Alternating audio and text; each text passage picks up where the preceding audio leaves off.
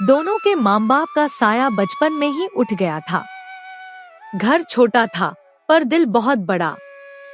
हर सुबह सूरज की पहली किरण के साथ वे खेतों की ओर निकल जाती, एक हंसी और एक उम्मीद लेकर। गौरी बड़ी थी, समझदार और गंभीर। चंपा उससे छोटी, चंचल और सपनों से भरी हुई। दोनों का सहारा था वो छोटा सा खेत, जो कभी उनके पिता जोता करते थे। मिट्टी में पाँव रखते ही दोनों को लगता जैसे माँ की गोद में हो। गांव की औरतें कहती, इन दोनों बहनों में हिम्मत है, जो अकेले इतना सब संभाल लेती है। गौरी मुस्कुराकर जवाब देती, अरे, मेहनत करने वाले कभी अकेले नहीं होते, मिट्टी साथ देती है। शाम को जब थकी हुई लौटती, तो टूटी झोपड़ी के पास बैठकर मिट्टी के चूल्हे पर रोटी सेंकती। बिजली नहीं थी, लेकिन तारों की रोशनी उनका आसमान रोशन कर रही थी। एक दिन आसमान में बादल छा गए, हवा में मिट्टी की खुशबू फैल गई। चंपा ने हंसते हुए कहती, दीदी, लगता है इस बार बारिश जल्दी आएगी, हमारी फसल हरी हो जाएगी। गांव के बूढ़े किसान बोले, बरसात किसान की किस्मत बनती भी है, बिगाड़ती भी है। फिर भी दोनों बहनों के दिल में उम्मीद थी, शायद इस बार किस्मत मुस्कुराए। रात में जब पहली बूंद गिरी, तो दोनों बहनें झोपड़ी के बाहर निकल आईं। हवा में मिट्टी की भीनी महक, आकाश में बिजली की चमक थी। चंपा ने बाहें फैलाकर कहा, दीदी, देखो, जैसे आसमान हमारे खेत को आशीर्वाद दे रहा है। गौरी मुस्कुराई, पर कहीं अंदर एक डर भी था। कुछ दिन तक बारिश धीमी रही, खेतों में हरियाली आने लगी थी। लेकिन अचानक एक रात बादल फट गए, हवा तूफान बन गई, बिजली गरजने लगी। गौरी और चंपा झोपड़ी के कोने में सिमट गई। दीदी, पानी अंदर आ रहा है। कुछ ही देर में दीवार ढह गई, बारिश का पानी अंदर घुस गया। दोनों बहनें भीगती हुई झोपड़ी से बाहर निकली और पास के नीम के पेड़ के नीचे भागी। बिजली की चमक में उनका घर गिरते हुए दिखा। चंपा के आंखों में आंसू थे। दीदी, हमारा घर चला गया। नहीं चंपा, घर मिट्टी का था, हम फिर बना लेंगे। उस रात दोनों बहनें ठंड और बारिश में भीगती रहीं, पर उनके दिल में आग जल रही थी, हिम्मत की। सुबह सूरज निकला तो गांव की हालत बदली हुई थी।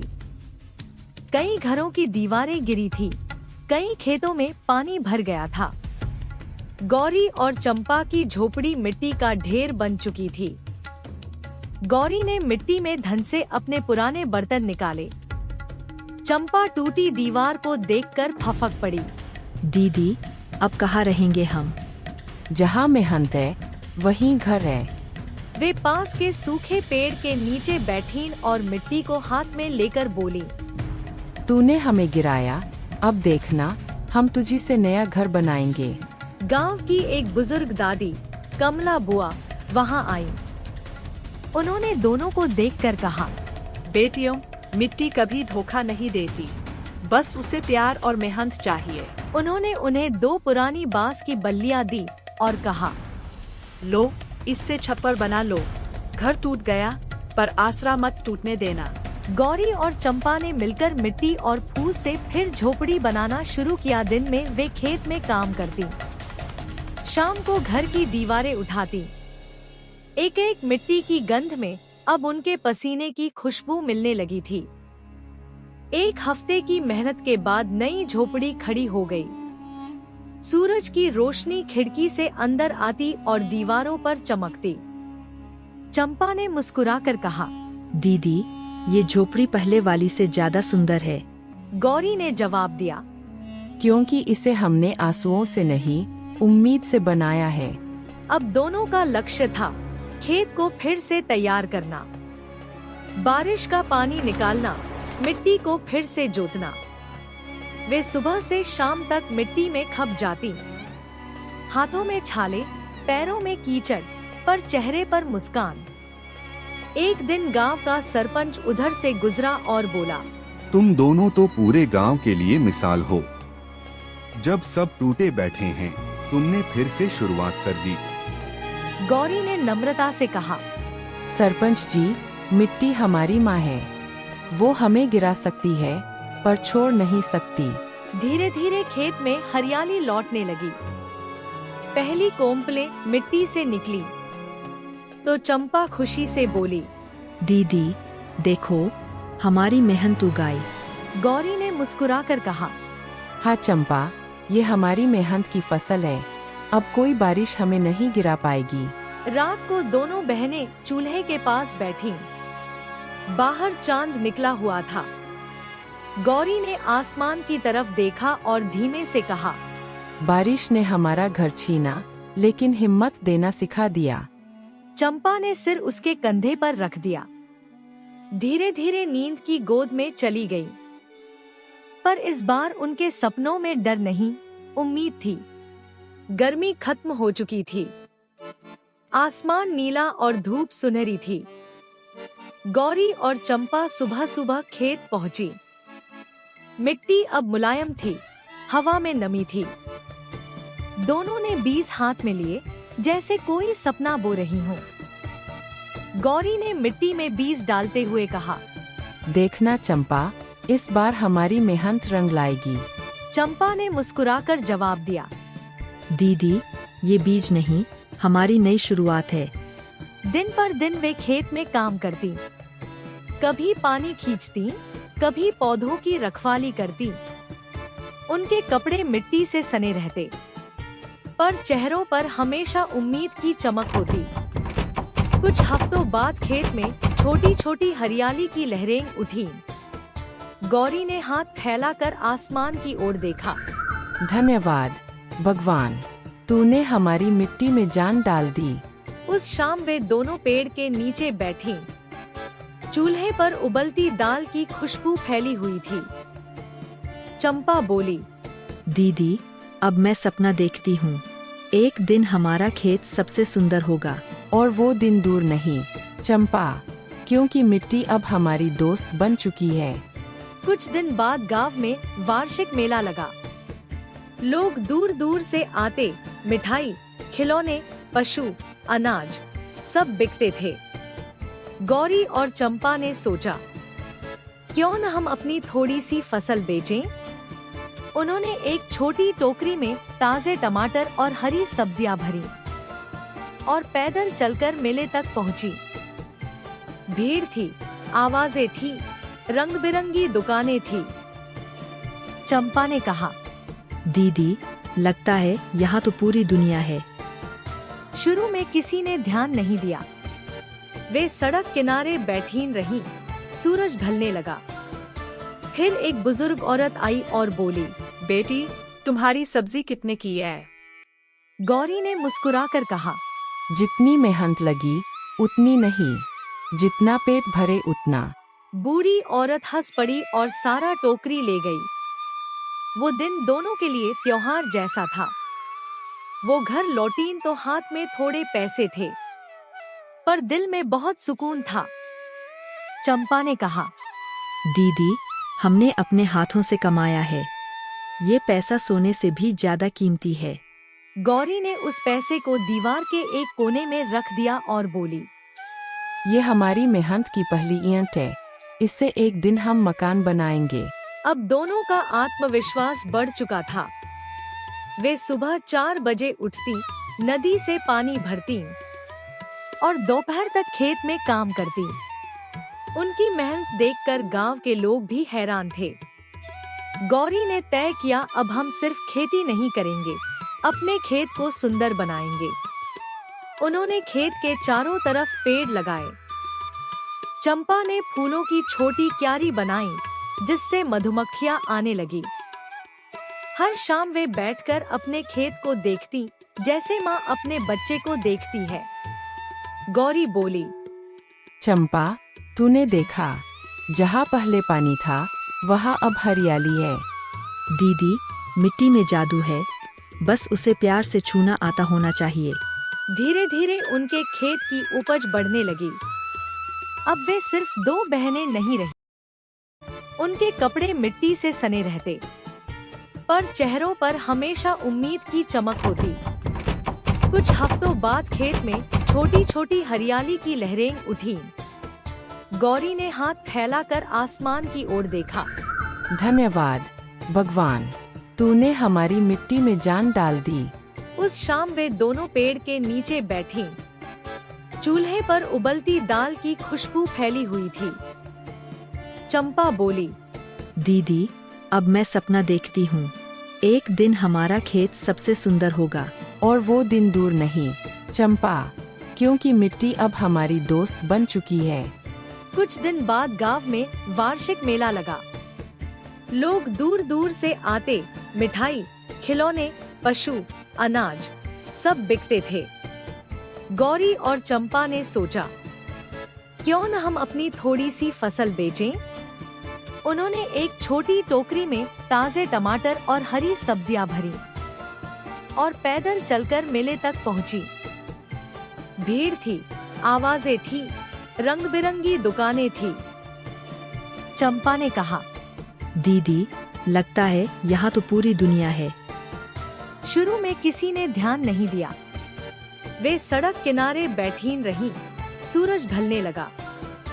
फिर एक बुजुर्ग औरत आई और बोली, बेटी, तुम्हारी सब्जी कितने की है? गौरी ने मुस्कुराकर कहा, जितनी मेहनत लगी उतनी नहीं, जितना पेट भरे उतना। बूढ़ी औरत हंस पड़ी और सारा टोकरी ले गई। वो दिन दोनों के लिए त्योहार जैसा था। वो घर लौटीं तो हाथ में थोड़े पैसे थे, पर दिल में बहुत सुकून था। चंपा ने कहा, दीदी, हमने अपने हाथों से कमाया है। ये पैसा सोने से भी ज्यादा कीमती है। गौरी ने उस पैसे को दीवार के एक कोने में रख दिया और बोली, ये हमारी मेहनत की पहली ईंट है। इससे एक दिन हम मकान बनाएंगे। अब दोनों का आत्मविश्वास बढ़ चुका था। वे सुबह 4 बजे उठती, नदी से पानी भरती और दोपहर तक खेत में काम करती। उनकी मेहनत देखकर गांव के लोग भी हैरान थे। गौरी ने तय किया, अब हम सिर्फ खेती नहीं करेंगे, अपने खेत को सुंदर बनाएंगे। उन्होंने खेत के चारों तरफ पेड़ लगाए। चंपा ने फूलों की छोटी क्यारी बनाई, जिससे मधुमक्खियां आने लगी। हर शाम वे बैठकर अपने खेत को देखती, जैसे माँ अपने बच्चे को देखती है। गौरी बोली, चंपा, तूने देखा, जहाँ पहले पानी था वहाँ अब हरियाली है।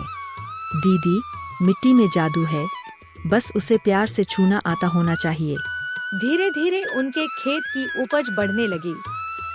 अब वे सिर्फ 2 बहनें नहीं रहीं।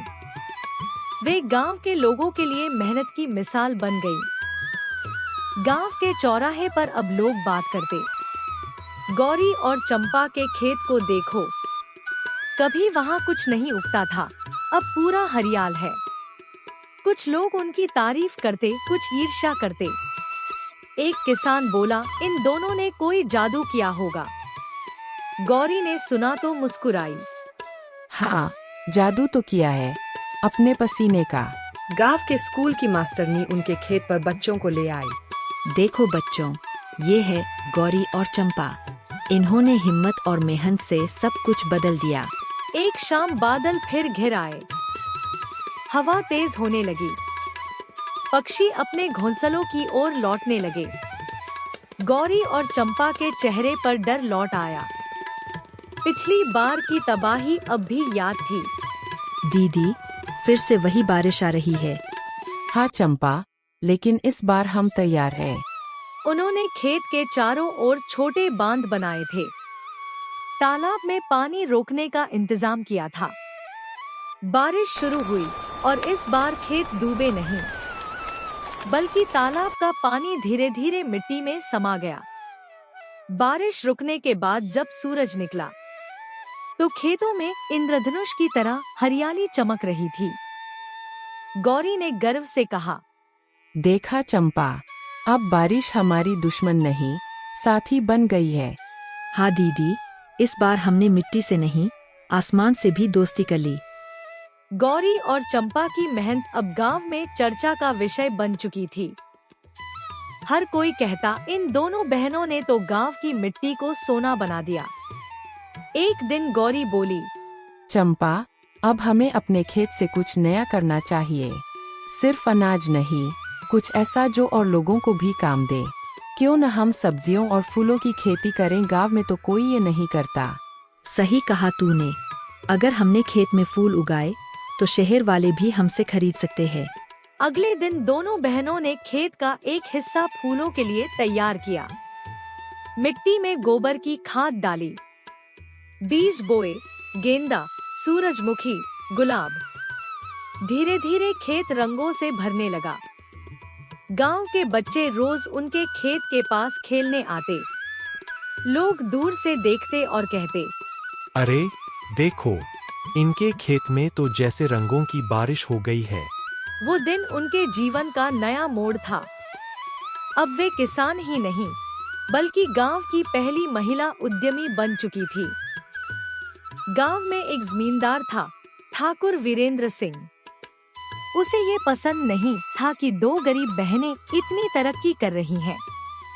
वो सोचने लगा, अगर ये ऐसे ही बढ़ती गई तो लोग मुझे भूल जाएंगे। उसने अपने आदमी को बुलाया और कहा, इन दोनों के खेत के कागज पता करो। शायद इनके नाम पर पूरी जमीन न हो। कुछ दिनों बाद ठाकुर गांव में आया और बोला, ये खेत असल में मेरी जमीन पर है। मेरे दादा के समय ये पट्टा खत्म नहीं हुआ था। गौरी हैरान रह गई। क्या? पर ठाकुर साहब, हमने तो ये जमीन मेहनत से सवारी है। ठाकुर हंसा। मेहनत करो या न करो, जमीन मेरी है। तुम लोग खाली करो। गांव वाले चुप थे, किसी में हिम्मत नहीं थी ठाकुर के खिलाफ बोलने की। चंपा रो पड़ी। गौरी और चंपा ने तय किया, वो हार नहीं मानेंगी। उन्होंने जमींदार के सामने झुकने की बजाय पास के सरकारी दफ्तर में जाकर शिकायत दर्ज की। गांव के स्कूल के मास्टर साहब ने उनकी मदद की। उन्होंने कहा, बेटियों, तुम्हारी मेहनत पर कोई हक नहीं जमा सकता। जांच शुरू हुई। कई पुराने कागज निकले। आखिर साबित हुआ कि ठाकुर ने झूठ बोला था। जमीन का पट्टा खत्म हो चुका था और अब वह कानूनी तौर पर गौरी और चंपा की थी। पूरा गांव खुश हो गया। लोग ताली बजाते हुए बोले, जय हो मेहनत की। गौरी मुस्कुराई। अब मिट्टी ने खुद हमें पहचान दिया। अब उनकी मेहनत का रंग और भी गहरा हो गया। फूलों की खेती खूब चल पड़ी। शहर से व्यापारी आने लगे। गौरी और चंपा ने बाकी किसानों को भी सिखाना शुरू किया कि कैसे फसलों में विविधता लानी चाहिए। धीरे धीरे गांव के कई लोग उनके साथ जुड़ गए। किसानों का समूह बना मिट्टी की शक्ति समूह। गौरी कहती, हम सब साथ चले तो कोई हमें रोक नहीं सकता। फूलों के खेत अब खुशबू से भर गए थे। हर सुबह जब सूरज निकलता तो पूरा खेत जैसे सोने की रोशनी से चमक उठता। गांव में पहली बार दोनों बहनों के नाम का बोर्ड लगा। मिट्टी की दो बेटियां, फूलों और फसलों का संगम। चंपा ने कहा, दीदी, अब हम अमीर हो गए क्या? अमीर वो नहीं होते जिनके पास पैसे है, अमीर वो है जिनके पास उम्मीद है। अब गांव का चेहरा ही बदल गया था। जहां पहले सूखी जमीन थी, वहां अब हरियाली थी, खुशहाली थी। बच्चे स्कूल जाने लगे। औरतें भी खेती में जुड़ गईं। गौरी और चंपा गांव की प्रेरणा बन चुकी थी। एक दिन जिला अधिकारी खुद उनके खेत देखने आए। उन्होंने कहा, आप दोनों ने जो किया है वो किसी मिसाल से कम नहीं। हम चाहते हैं कि आप राज्य महिला किसान योजना की ब्रांड एम्बेसडर बने। गौरी और चंपा ने झुककर नमस्ते किया। गौरी बोली, हम तो बस मिट्टी को प्यार करते हैं, बाकी सब उसी की मेहरबानी है। उस दिन गांव में उत्सव हुआ। ढोल, नाच, गीत। हर ओर सिर्फ एक नाम था, मिट्टी की दो बेटियां। और दोनों तो खेतों में इंद्रधनुष की तरह हरियाली चमक रही थी। गौरी ने गर्व से कहा, देखा चंपा, अब बारिश हमारी दुश्मन नहीं, साथी बन गई है। हाँ दीदी, इस बार हमने मिट्टी से नहीं, आसमान से भी दोस्ती कर ली। गौरी और चंपा की मेहनत अब गांव में चर्चा का विषय बन चुकी थी। हर कोई कहता, इन दोनों बहनों ने तो गांव की मिट्टी को सोना बना दिया। एक दिन गौरी बोली, चंपा, अब हमें अपने खेत से कुछ नया करना चाहिए। सिर्फ अनाज नहीं, कुछ ऐसा जो और लोगों को भी काम दे। क्यों न हम सब्जियों और फूलों की खेती करें, गांव में तो कोई ये नहीं करता। सही कहा तूने। अगर हमने खेत में फूल उगाए तो शहर वाले भी हमसे खरीद सकते हैं। अगले दिन दोनों बहनों ने खेत का एक हिस्सा फूलों के लिए तैयार किया। मिट्टी में गोबर की खाद डाली, बीज बोए, गेंदा, सूरजमुखी, गुलाब। धीरे धीरे खेत रंगों से भरने लगा। गांव के बच्चे रोज उनके खेत के पास खेलने आते। लोग दूर से देखते और कहते, अरे देखो, इनके खेत में तो जैसे रंगों की बारिश हो गई है। वो दिन उनके जीवन का नया मोड़ था। अब वे किसान ही नहीं, बल्कि गांव की पहली महिला उद्यमी बन चुकी थी। गांव में एक जमींदार था, ठाकुर वीरेंद्र सिंह। उसे ये पसंद नहीं था कि दो गरीब बहनें इतनी तरक्की कर रही हैं। वो सोचने लगा, अगर ये ऐसे ही बढ़ती गई तो लोग मुझे भूल जाएंगे। उसने अपने आदमी को बुलाया और कहा, इन दोनों के खेत के कागज पता करो। शायद इनके नाम पर पूरी जमीन न हो। कुछ दिनों बाद ठाकुर गांव में आया और बोला, ये खेत असल में मेरी जमीन पर है। मेरे दादा के समय ये पट्टा खत्म नहीं हुआ था। गौरी हैरान रह गई। क्या? पर ठाकुर साहब, हमने तो ये जमीन मेहनत से सवारी है।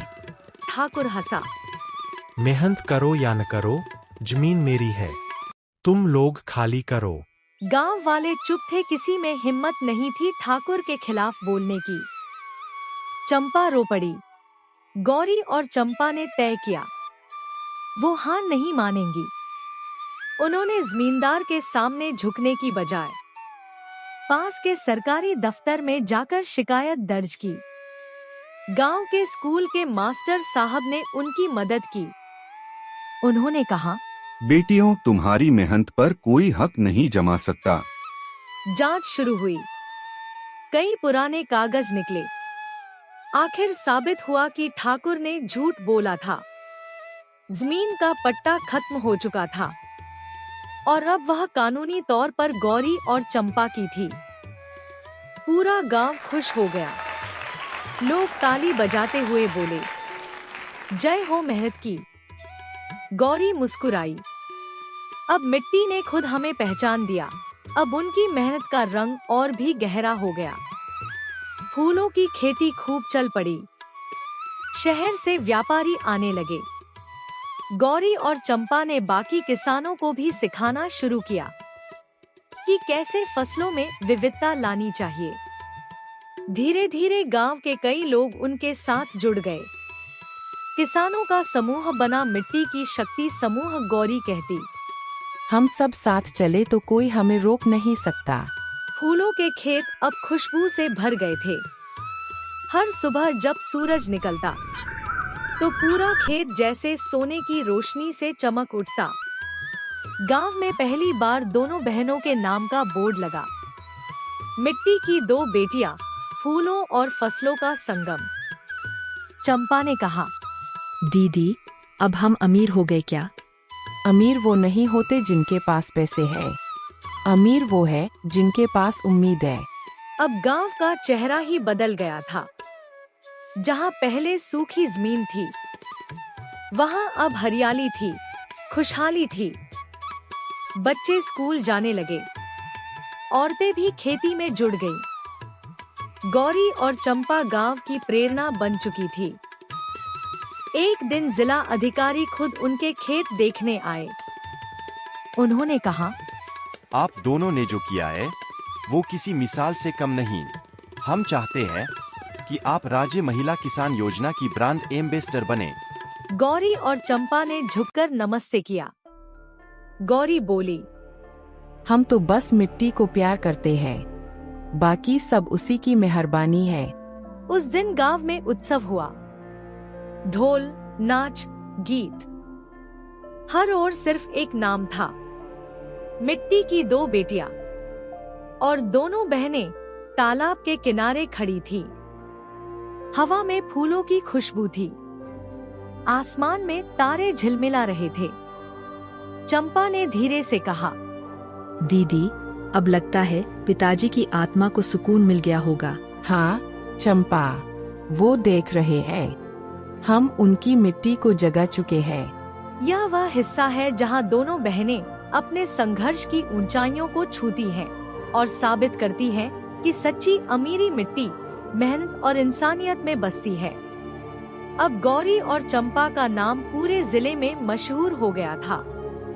उनके खेत देखने के लिए लोग दूर दूर से आने लगे। एक दिन शहर के एक बड़े व्यापारी श्री अग्रवाल उनके खेत आए। वो फूलों और सब्जियों के बड़े निर्यातक थे। उन्होंने कहा, आप दोनों बहनों ने जो किया है वो काबिले तारीफ है। अगर आप चाहें तो हम आपकी फसलें सीधे शहर के बाजार में बेच सकते हैं। आपका नाम वहाँ मिट्टी की बेटियां ब्रांड से जाना जाएगा। गौरी ने थोड़ी देर सोचा। हमारी मिट्टी गांव की है, पर अगर उससे शहर तक खुशबू जाए तो बुरा क्या है। और इस तरह उनकी मेहनत शहर के बाजारों तक पहुंच गई। उनके फूल अब मंदिरों, होटलों और कार्यक्रमों में इस्तेमाल होने लगे। हर जगह लोग कहते ये फूल, अरे ये तो मिट्टी की बेटियों के हैं।